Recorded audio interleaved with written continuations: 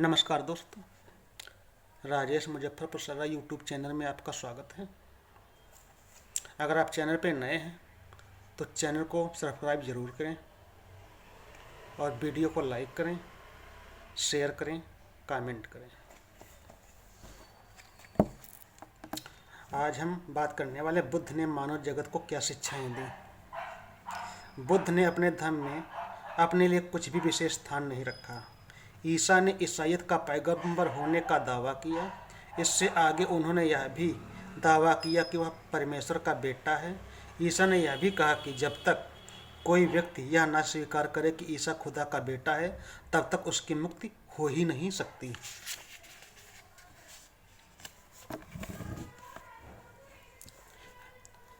इस प्रकार ईसा ने किसी भी ईसाई की मुक्ति के लिए अपने आप को ईश्वर का पैगंबर और बेटा मानने की अनिवार्य शर्त रखकर ईसाइयत में अपने लिए एक खास स्थान सुरक्षित कर लिया। इस्लाम में मोहम्मद साहब का दावा था कि वह खुदा द्वारा भेजे गए इस्लाम के पैगंबर थे। उनको यह भी दावा था कि कोई व्यक्ति तब तक निजात या मुक्ति नहीं पा सकता जब तक वह दो बातें और ना स्वीकार कर ले। जो इस्लाम में रखकर मुक्ति लाभ लेना चाहता है उसे यह स्वीकार करना होगा कि मोहम्मद साहब खुदा के पैगंबर हैं। दूसरी, इस्लाम में रहकर मुक्ति लाभ चाहने वालों को यह भी स्वीकार करना जरूरी होगा कि मोहम्मद साहब खुदा के आखिरी पैगंबर हैं। इस प्रकार इस्लाम में मुक्ति सिर्फ उन्हीं के लिए संभव है जो ऊपर दी बातें स्वीकार करें। इस तरह मोहम्मद साहब ने किसी भी मुसलमान की मुक्ति अपने को खुदा का पैगंबर मानने की अनिवार्य शर्त पर निर्भर करके अपने लिए इस्लाम में एक खास स्थान सुरक्षित कर लिया। गौतम बुद्ध ने कभी कोई ऐसी शर्त नहीं रखी। उन्होंने स्वयं को पिता शुद्धोधन और माता महामाया का स्वाभाविक प्राकृतिक पुत्र होने के अलावा कभी कोई दूसरा दावा नहीं किया। ध्यान से सुनना कि उन्होंने केवल इतना कहा कि हम अपने पिता शुद्धोधन और माता महामाया के एक स्वाभाविक पुत्र हैं। उन्होंने कभी ये नहीं कहा कि मैं वो फला हूँ या कोई अवतार हूँ। उन्होंने ईसा मसीह या मोहम्मद साहब की तरह मुक्ति की शर्तें लगाकर अपने धर्म शासन में अपने लिए कोई विशेष स्थान सुरक्षित नहीं रखा। उन्होंने अपने लिए बड़ा स्थान सुरक्षित नहीं रखा, एक साधारण मनुष्य की तरह रहे। यही कारण है कि आज बुद्ध की शिक्षाओं के भारी संख्या में गलत होते हुए भी हमें बुद्ध के व्यक्तिगत जीवन के बारे में इतनी कम जानकारी प्राप्त है। भगवान बुद्ध के महापरिनिर्वाण के एक माह बाद राजगृह में पहली संगीत हुई। उस संज्ञान में 500 वरिष्ठ भिक्षु शामिल हुए थे। संगीत की अध्यक्षता महाकश्यप ने की थी। भिक्षु आनंद, उपाली और अन्य दूसरे भिक्षु जो कपिलवस्तु के थे या जो जीवन पर्यंत बुद्ध के साथ रहे, वे सब यहाँ उपस्थित थे। संगीत में बुद्ध के वचनों का संकलन व संग्रहण किया जा रहा था। इसके अध्यक्ष महाकश्यप ने भिक्षु आनंद से कहा कि उन्होंने जीवन पर्यंत बुद्धवाणी को सुना और स्मरण किया, उन्हें दोहराएं, संज्ञान करें। आनंद ने धम्मवाणी का संज्ञान किया। तब संगीत में उपस्थित भिक्षुओं से पूछा कि क्या यह ठीक है। सभी ने कहा हाँ, ठीक है। महाकश्यप ने फिर बुद्ध वचनों के बारे में सवाल नहीं किया। इसके बाद महाकश्यप ने भिक्षु उपाली से कहा कि वह विनय का संज्ञान करें, दोहराएं। उपाली द्वारा ऐसा कहने पर संगीत के प्रतिभागियों से भी पूछा कि क्या यह ठीक है, सही है। सभी ने कहा हाँ, सही है। महाकश्यप ने विनय के विषय पर आगे प्रश्न नहीं किए। उस दौरान महाकश्यप को संगीत में मौजूद किसी को तीसरा प्रश्न पूछने और आज्ञा देने कि वह भगवान बुद्ध के जीवन की मुख्य घटनाओं का संज्ञान करें, दोहराएं। महाकश्यप को ऐसा करना चाहिए था, लेकिन उन्होंने ऐसा नहीं किया। उन्होंने सोचा कि धम्म और विनय ही ऐसे दो विषय हैं जिनसे संघ का सरोकार है। यह महाकश्यप ने भगवान बुद्ध के जीवन की सारी जानकारियों का संज्ञान कर संकलन व संग्रह कर लिया होता तो आज हमारे पास भगवान बुद्ध का एक दूसरा जीवन चरित्र होता। भगवान बुद्ध के संपूर्ण जीवन का रिकॉर्ड तैयार कराने का विचार महाकश्यप को क्यों नहीं सूझा? इसका कारण इस विषय पर उनकी उपेक्षा उदासीनता नहीं हो सकती। इसका कारण सिर्फ यही था कि भगवान बुद्ध ने अपने धम्म शासन में अपने लिए कोई विशेष स्थान सुरक्षित नहीं रखा था। भगवान बुद्ध और धम्म दोनों बिल्कुल अलग अलग थे। उनका अपना स्थान था, धम्म का अपना अलग स्थान। भगवान बुद्ध ने किसी को अपना उत्तराधिकारी नहीं बनाया। इससे यह प्रमाणित होता है कि वह अपने धम्म में अपने लिए कोई विशेष स्थान सुरक्षित नहीं रखना चाहते थे। 2-3 ऐसे अवसरों पर बुद्ध के अनुयायियों ने उनसे प्रार्थना भी की थी कि वह किसी को अपना उत्तराधिकारी बनाए, लेकिन हर बार भगवान ने अस्वीकार कर दिया, यानी मना कर दिया। उनका कहना था कि धम्म ही धम्म का उत्तराधिकारी है, जो नियम है वो नियम है, वारिस है। धम्म को अपने ही बल, तेज, प्रभाव, क्षमता से जीवित रहना चाहिए। धम्म को स्वतंत्र रूप से अपने पर निर्भर रहना चाहिए, किसी व्यक्ति के अधिकार के बल पर नहीं। यदि धम्म के सिद्धांत को किसी व्यक्ति के अधिकार व प्रभाव पर निर्भर रहने की जरूरत है तो फिर वह धम्म नहीं है। यदि धम्म के मान सम्मान प्रतिष्ठा के लिए हर बार इसके संस्थापक का नाम रहने की जरूरत है तो यह वह धम्म नहीं है। भगवान बुद्ध ने मानव कल्याण के लिए जो धम्म बताया, अपने धम्म को लेकर स्वयं अपने बारे में उनका यही महान विचार था, यही दृष्टिकोण था।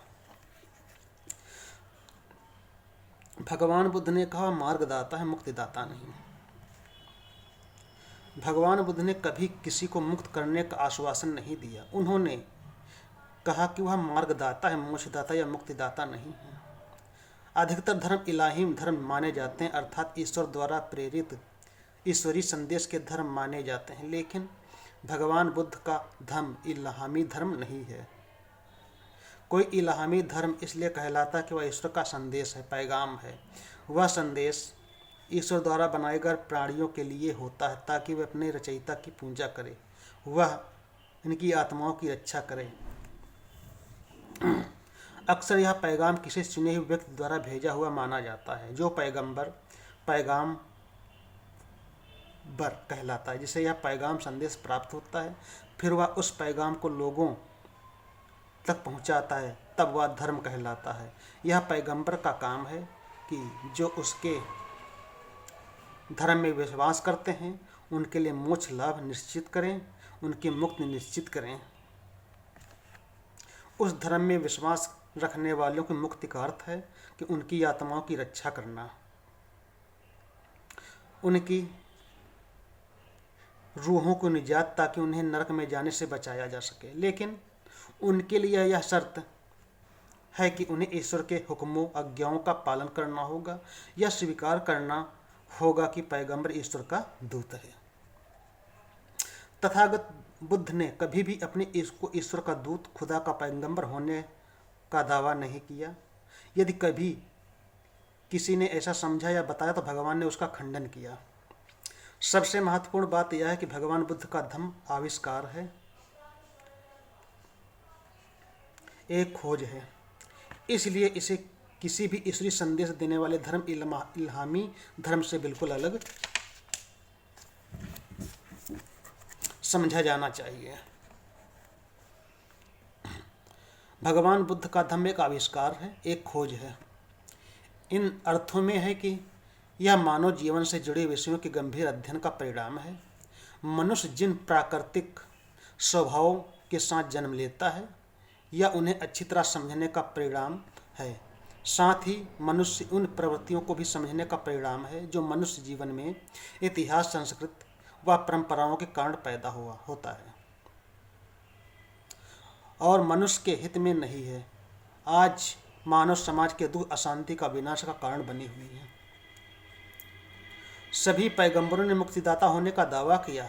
भगवान बुद्ध ही एक ऐसे महापुरुष हुए जिन्होंने इस प्रकार का कोई दावा नहीं किया। उन्होंने मोक्षदाता को मार्गदाता से बिल्कुल अलग रखा, दोनों के अर्थ में पूरा अंतर रखा। एक तो मोक्ष देने वाला, जबकि दूसरा सिर्फ उसका मार्ग बताने वाला। भगवान बुद्ध सिर्फ मार्गदाता थे, शास्ता थे, शिक्षक थे। वह मानव को दुखों से मुक्ति का सिर्फ मार्ग बताते थे। चलना तो मनुष्य को स्वयं ही होता है।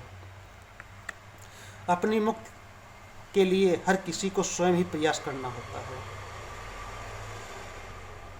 भगवान बुद्ध ने एक सुत ब्राह्मण गणक मोगलान को यह बात बहुत स्पष्ट कर दी थी कि एक बार बुद्ध श्रावस्ती के शिगार माता के प्रसादा पूर्वाराम में ठहरे हुए थे। उस समय गणक मोगलान तथागत के पास आया और अभिवादन कर कुशल क्षेम पूछने के बाद एक और बैठ गया।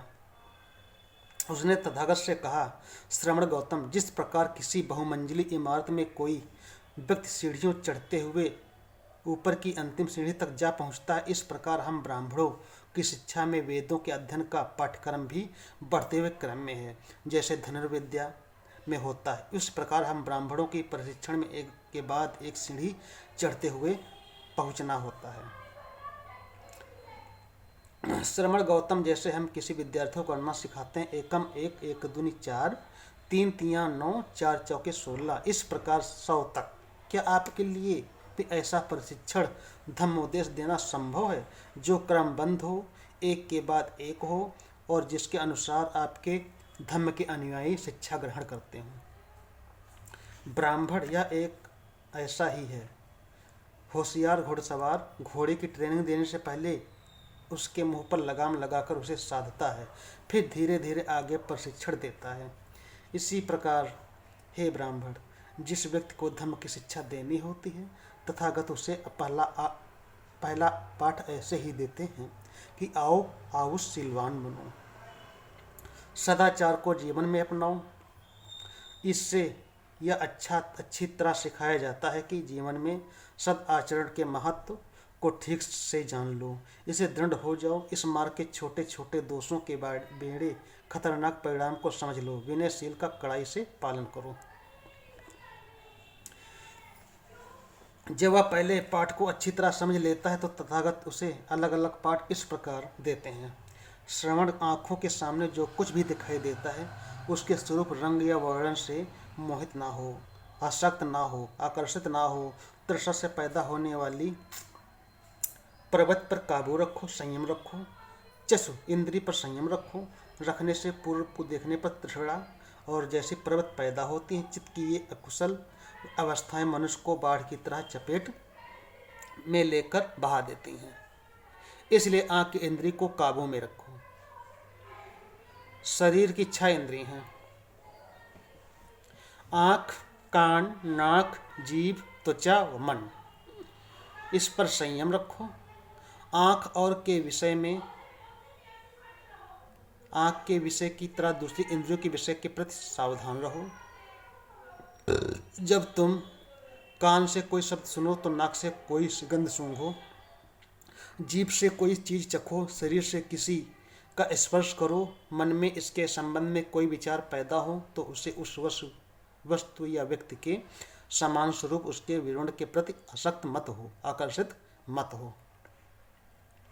जैसे ही वह इन शिक्षाओं को ग्रहण कर पूरा अभ्यास कर लेता है तो तथागत उसे अगला पाठ देते हैं। श्रवण जाओ आओ, भोजन के बारे में संयत हो, भोजन की मात्रा व समय के बारे में संयत व सचेत रहो। भोजन सावधानी से करो। भोजन न स्वाद के लिए, न मजे के लिए, न मद या मनोरंजन के लिए, न शरीर के सुंदर बनाने के लिए करो, बल्कि शरीर की जरूरत के अनुसार स्वस्थ व सुरक्षित रखने के लिए, सम्यक जीवन जीने के लिए भोजन ग्रहण करो।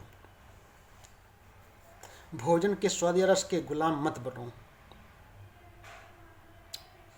भोजन ग्रहण करते समय मन में यह विचार रहना चाहिए कि मैं भूख के पहले ही वेदना को दूर कर रहा हूँ, नई को उत्पन्न नहीं होने दूंगा। प्रसन्नचित्त से भोजन करने से मेरा जीवन सुखपूर्वक होगा। ब्राह्मण जब वह भोजन के बारे में संयम रखने का पूरा अभ्यास कर लेता है, संयत हो जाता है, तब तथागत उसे अगला पाठ पढ़ाते हैं। श्रवण आओ, सत्य, सजगता, जागरूकता का अभ्यास करो। दिन के समय चलते हुए, बैठे हुए सजग रहकर चित्त को एकाग्र कर क्रोध, मोह, लोभ, घृणा, तृष्णा जैसे विकारों को नष्ट कर चित्त को शुद्ध करो। ये विकार ही जीवन में दुख के कारण हैं, मुक्ति के मार्ग में बाधक हैं। रात के पहले पहर में सिंह की तरह दाहिनी करवट लेकर एक पैर को दूसरे पैर पर रखें हुए वर्तमान में शरीर में जो घटित हो रहा है उसके प्रति सजग रहकर मन को काबू करने का अभ्यास करो। मन को निर्मल करने का अभ्यास करो। रात के तीसरे पहर में जाकर चलते हुए बैठे हुए चित्त को एकाग्र कर वश में कर विकारों को दूर करने के ध्यान साधना का अभ्यास करो। और ब्राह्मण जब वह चित्त की सजगता साधना में पक जाता है, अभ्यास में गंभीर हो जाता है, तो तथागत उसे अगला पाठ पढ़ाते हैं। श्रवण आओ, सजगता सत्य और मन को काबू करने का अभ्यास करो। आगे चलते हुए या पीछे हटते हुए, आराम करते हुए, चीवड़ धारण करते हुए, पात्र चीवड़ ले जाते हुए, भोजन करते हुए या चबाते हुए, चखते हुए, शौच जाते हुए, चलते हुए, खड़े होते हुए, बैठते हुए, लेटते हुए, सोते हुए, जागते हुए, बोलते हुए या मौन रहते हुए तुम्हारा चित्त सजग जागरूक हो, मन संयत हो। ब्राह्मण जब वह स्वयं पर संयम रखने का अभ्यासी हो जाता है, मन पर संयम रखने का साधक हो जाता है, तब तथागत उससे अगली शिक्षा देते। श्रवण आओ, किसी एकांत शांत स्थान को ढूंढो। वन हो या किसी वृक्ष की छाया, कोई पर्वत हो या पर्वत की गुफा हो, शमशान हो या निर्जन घना जंगल हो, खुला आकाश हो या कोई भूसे का ढेर हो। वह शरीर को सीधा रखकर पालथी लगाकर चित्त को वश में कर चित्त को शुद्ध करने के लिए ध्यान अभ्यास करता है। इस दौरान वह जीवन में हर क्षण सजग रहने, स्मृतिमान रहने के लिए चारों ध्यानों का अभ्यास करता है। कयानुष्पयान, वेदनाष्पयान, चित्तानुपस्यान, धम्मानुपस्यान। ब्राह्मण जो श्रवण धम्म की शिक्षाएं ग्रहण करने, अभ्यास करने के लिए प्रक्रिया में होता है, जो अपने चित्त को सजग रखने, चित्त को काबू रखने में, संयम रखने में दक्ष नहीं हुए हैं, मन को वश में करने के अभ्यास में काफ़ी आगे नहीं बढ़े, अभी इसके लिए निरंतर प्रयास व अभ्यास कर रहे हैं, उनके लिए धम्म शिक्षा देने का मेरा यही क्रमबद्ध प्रशिक्षण है। लेकिन जो अरहंत हैं, जो अपने विकारों का अस्त्रवां या अकुशल विचारों का नाश कर चुके हैं, जो अपने जीवन का उद्देश्य पूरा कर चुके हैं, मन के विकारों को उतार चुके हैं, जो मुक्त को प्राप्त हो चुके हैं, जो भवचक्र के जन्म मरण के बंधनों से मुक्त हो चुके हैं, ऐसे लोगों के वर्तमान जीवन की सुखी बनाने और संयत या सजगतापूर्ण जीवन के लिए ये बातें हैं। यह सुनने के बाद ब्राह्मण मोगलान गणक ने तथागत से पूछा, श्रवण गौतम, क्या आपके सभी शिष्य निर्माण को प्राप्त कर लेते हैं या कुछ नहीं भी कर पाते? ब्राह्मण, इस क्रम में शिक्षा ग्रहण करने वाले मेरे कुछ श्रावक निर्माण प्राप्त कर लेते हैं और कुछ नहीं भी कर पाते हैं। श्रवण गौतम, इसका कारण क्या है? इसका क्या हेतु है? यह निर्माण है, निर्माण को प्राप्त करने का मार्ग है, और यह श्रवण गौतम जैसे योग्य पथ प्रदर्शक हैं, मार्गदाता। तो फिर क्या कारण है कि इस क्रम में सुव्यवस्थित ढंग से शिक्षा प्राप्त कर भी कुछ शिष्य निर्माण प्राप्त करते हैं, कुछ नहीं करते? ब्राह्मण, मैं तुम्हारे इस सवाल का भी जवाब दूंगा, लेकिन जैसा तुम्हें ठीक लगे, पहले तुम मेरे इस सवाल का जवाब दो। ब्राह्मण, अब यह बताओ कि क्या तुम यह श्रावस्ती से राजगृह जाने वाले मार्ग को अच्छी तरह से जानते हो? श्रवण गौतम, मैं निश्चय से राजगृह आने जाने का मार्ग अच्छी तरह से जानता हूँ। अब कोई एक व्यक्ति आता है और राजगृह जाने का मार्ग पूछता है, लेकिन उसे जो रास्ता बताया जाता है उसे छोड़कर दूसरा गलत रास्ता पकड़ लेता है, पूर्व की बजाय पश्चिम की ओर चल देता है। फिर एक दूसरा व्यक्ति आता है और वह भी रास्ता पूछता है, तुम उससे भी उसी तरह से वैसे ही रास्ता बता देते हो, वह तुम्हारे बताए रास्ते पर चलता है और सकुशल राजगृह पहुंच जाता है। ऐसा क्यों होता है? ब्राह्मण बोला, तो मैं क्या करूं, मेरा काम तो रास्ता बता देना है। बुद्ध बोले, तो ब्राह्मण मैं भी क्या करूं, तथागत तथा काम भी केवल रास्ता बता देना ही है। आज के साथ इतना ही, अगले पार्ट में। नमस्कार।